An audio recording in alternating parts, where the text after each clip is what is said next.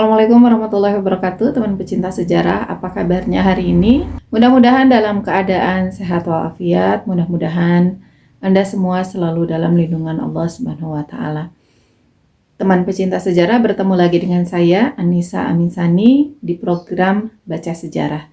Dan kita masih ada di episode atau di serial ya. Kita masih ada di serial kronologi sejarah episode Perang Badar tahun 624 Masehi, bertepatan dengan Perang Badar ini terjadi hijriahnya itu tahun kedua hijriah. Terakhir kita sudah membaca tentang dimulainya peperangan antara kaum muslimin dengan kaum kafir Quraisy. Dan hari ini kita akan melanjutkan peperangan tersebut. Terakhir yang kita bahas adalah doanya seorang Abu Jahal ya. Doa seorang Abu Jahal yang dia meminta kepada Allah agar dimenangkan.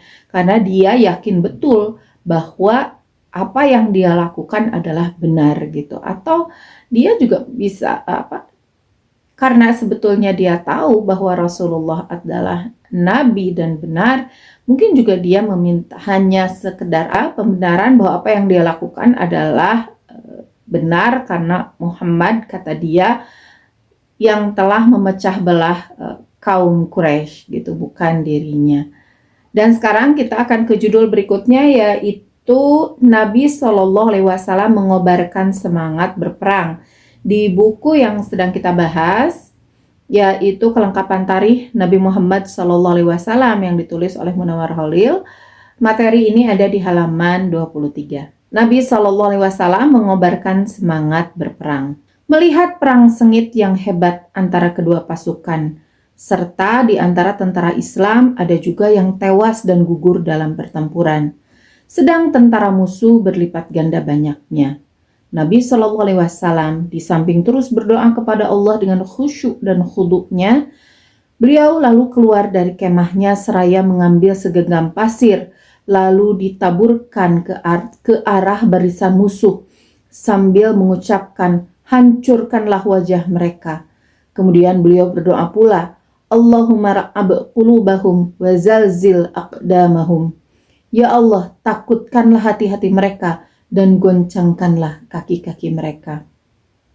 Ini adalah doa Rasulullah SAW yang kita membacanya saja bikin merinding ya. Ini doa yang Rasulullah SAW itu jarang sekali mendoakan keburukan untuk orang lain. Meskipun beliau dihina, apalagi secara pribadi ya, meskipun beliau dihina, dibully lah ya, baik secara perkataan maupun secara fisik, beliau orang yang tidak pernah mengeluarkan kata-kata yang menghukum gitu. Menghukum itu tidak pernah, menghukumi seseorang itu tidak pernah, mendoakan kejelekan apalagi gitu. Tetapi di dalam perang ini doa beliau itu boleh dikatakan cukup keras ya. Doa yang beliau sampaikan, doa yang beliau panjatkan kepada Allah Subhanahu wa taala ini doa-doa yang benar-benar membuat kita merinding. Dan kalau saja kita pada saat itu ada di samping Rasulullah, mungkin kita akan sangat ketakutan dengan doa yang beliau panjatkan kepada Allah ya.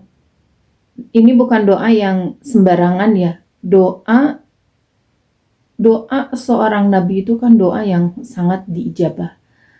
Ini mendoakan bukan doa kebaikan, dan hanya sekali dua kali Rasulullah itu mengeluarkan atau memanjatkan doa-doa seperti ini. Yang pertama adalah ini ya, yang dari sekian peristiwa, dari beliau lahir sampai detik ketika kita membahas, baru kali inilah kita membaca bagaimana kerasnya doa Rasulullah. Mungkin kita masih ingat peristiwa Taif ya, bagaimana Rasulullah itu sampai berdarah, dan bahkan Utbah bin Rabi'ah dan Syaibah bin Rabi'ah yang sekarang menjadi lawan beliau di Perang Badar, itu kasihan. melihat keadaan Rasulullah SAW ketika keluar dari Taif, ketika ketika berteduh di bawah pohon anggur yang dimiliki oleh Utbah dan Syaibah. Mereka itu terenyuh, mereka itu kasihan, sehingga sejahat-jahatnya mereka itu menawarkan anggur, meskipun tidak secara langsung, tetapi melewati budak mereka yaitu Adas. Ditawarkan anggur, karena apa? Mereka iba, kasihan. Dan saking keadaannya seperti, meskipun keadaannya sudah membuat iba lawan, tetapi tidak sekalipun Rasulullah SAW mendoakan keburukan untuk Taif. Bahkan beliau mendoakan kebaikan. Nanti diharapkan akan keluar dari Taif itu orang-orang soleh gitu. Anak cucu mereka itu nantinya akan soleh, dan sampai sekarang doa itu diijabah oleh Allah gitu ya. Padahal sudah ditawarkan oleh Jibril membawa malaikat penjaga gunung.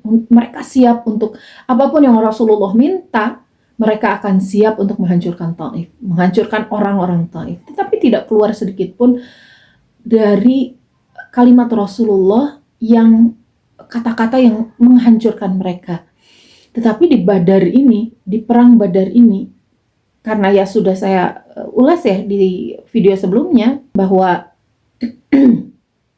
perang ini memang perang Al-Kubro, perang penentuan, sehingga kekalahan atau kemenangannya pun sangat menentukan langkah penentuan dan langkah kaum muslimin dalam menyebarkan Islam berikutnya gitu, di waktu berikutnya setelah perang Badar. Sehingga doa Rasulullah SAW pun ini doa yang benar-benar mengguncang, benar-benar ini yang pertama dan tidak pernah beliau lakukan, bahkan setelahnya pun rasanya tidak ada ya. Hanya 1-2 lah peristiwa, seperti contohnya peristiwa Bir Umaunah. Ini yang menyebabkan, menjadi sebab beliau itu melakukan kunut nazilah selama sebulan penuh. Itu untuk membela para sahabat yang dizalimi ya di peristiwa Bir Umaunah. Dan ini akan dibahas nanti, masih jauh peristiwanya.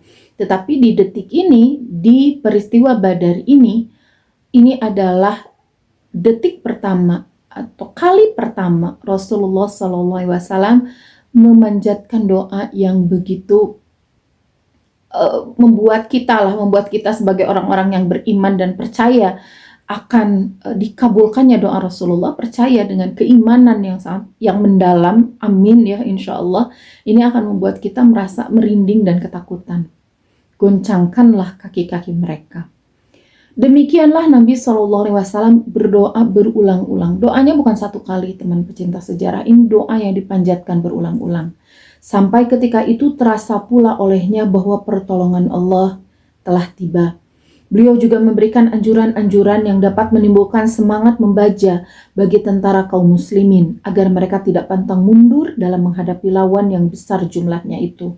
Antara lain beliau bersabda, "Demi Allah yang jiwa Muhammad berada dalam genggamannya." Ini beliau mengucapkan dengan suara yang lantang ya, supaya didengar oleh tentara-tentara kaum muslimin yang sedang berperang di bawah bukit yang beliau diami. "Demi Allah yang jiwa Muhammad berada dalam genggamannya, setiap orang yang berperang melawan mereka, kaum musyrikin pada hari ini, kemudian ia mati dalam keadaan tabah mengharapkan keridhaan Allah dan dalam keadaan maju terus pantang mundur, pasti akan dimasukkan Allah ke dalam surga." Ini ada catatan kakinya, saya bacakan. Anjuran Nabi SAW itu adalah sesuai dengan firman Allah yang termaktub dalam surat An-Nahl ayat 65. "Hai Nabi, kobarkanlah semangat para mukmin itu untuk berperang. Jika ada 20 orang yang sabar di antara kamu, niscaya mereka dapat mengalahkan 200 orang musuh. Dan jika ada 100 orang yang sabar di antaramu, maka dapat mengalahkan 1000 orang-orang kafir. Disebabkan orang-orang kafir itu kaum yang tidak mengerti." Itu ya ayatnya, arti dari surat An-Nahl ayat 65. Sekedar untuk contoh betapa berkobar dan menyala-nyalanya semangat tentara kaum muslimin dikala mendengar seruan suci Nabi SAW, Baiklah, di sini kami kutipkan suatu peristiwa yang diriwayatkan oleh sebagian ahli tarikh Islam, yaitu sebagai berikut. Bahwa di antara yang ikut serta di dalam barisan tentara kaum muslimin dalam perang di Badar ialah seorang pemuda yang baru berusia 16 tahun bernama Umair bin Al-Hammam. Ketika ia mendengar surah Nabi Shallallahu Alaihi Wasallam yang menggembirakan kaum muslimin supaya berjuang dan berperang terus, serta memberikan janji surga bagi siapa yang tahan dan yang sampai tewas dalam pertempuran, maka pemuda itu yang sedang memakan buah kurma lalu membuang buah kurma itu dari tangannya sambil berkata, "Kalau begitu, tidaklah ada batas yang memisahkan aku dari pintu surga selain dari buah kurma ini." Buah kurma itu lalu dilemparkannya dan ia segera menuju ke depan dengan pedang terhunus di tengah medan pertempuran. Pemuda itu terus bertempur dengan gagah beraninya dan terus-menerus mengejar lawannya dari tentara Quraisy sampai ia menemui kesyahidan yang memang dicarinya.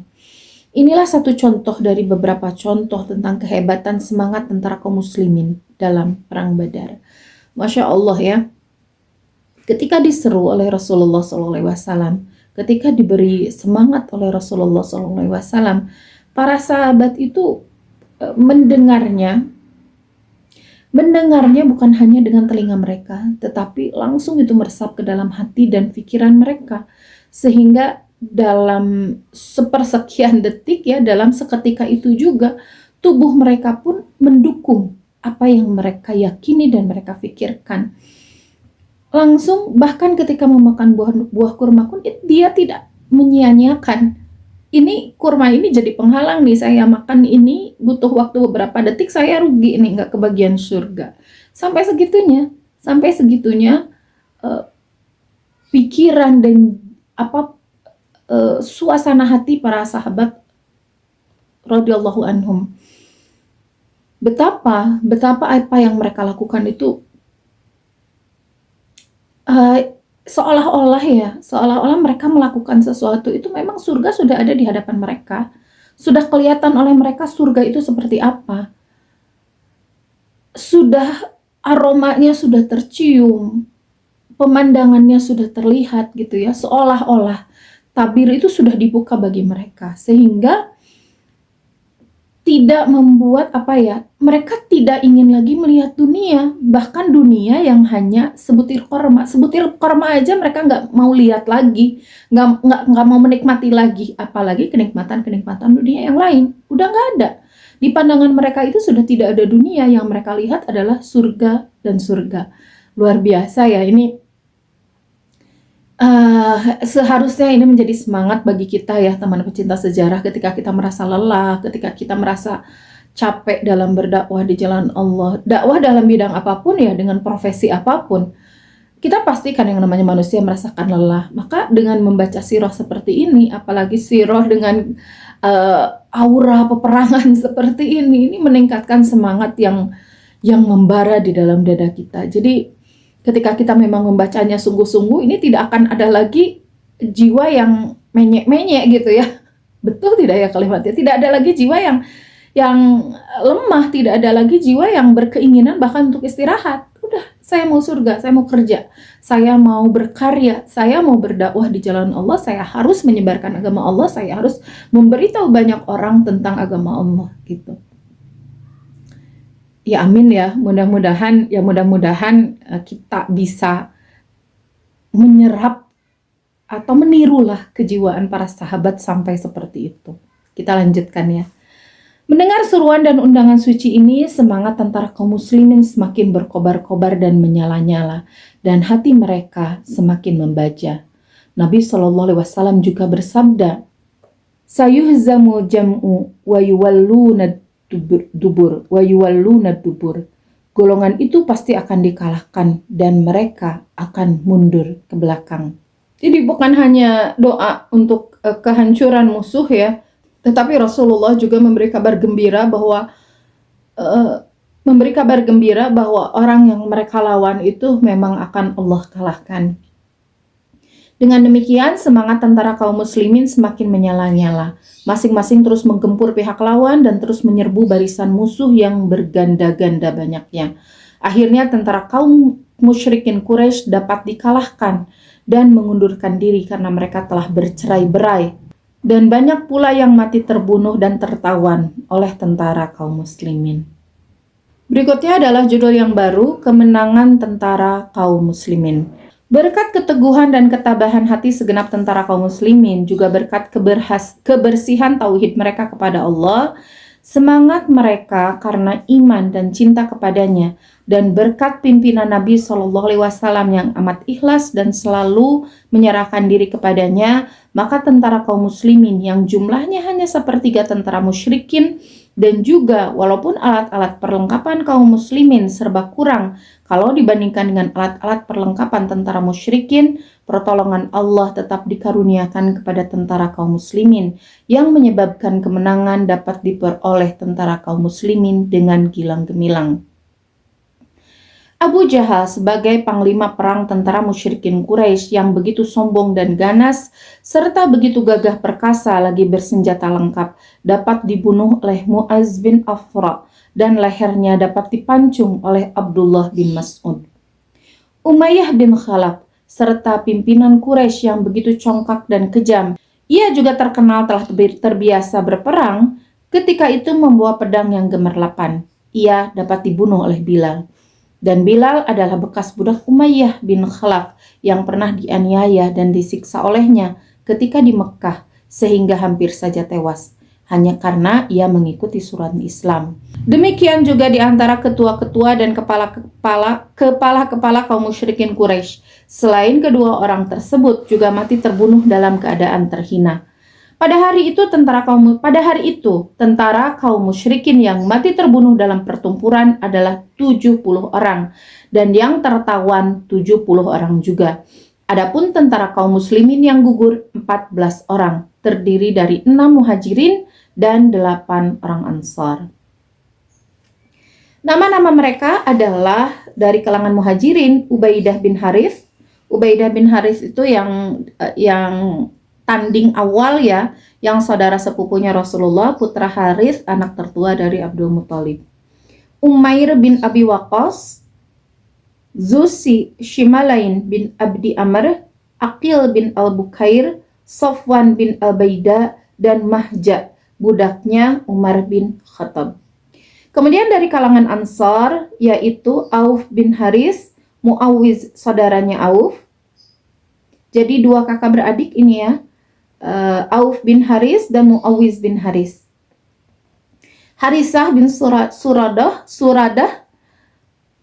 Rafi ibnu Ma'la, Umair ibnu Hammam, Hazid bin Haris.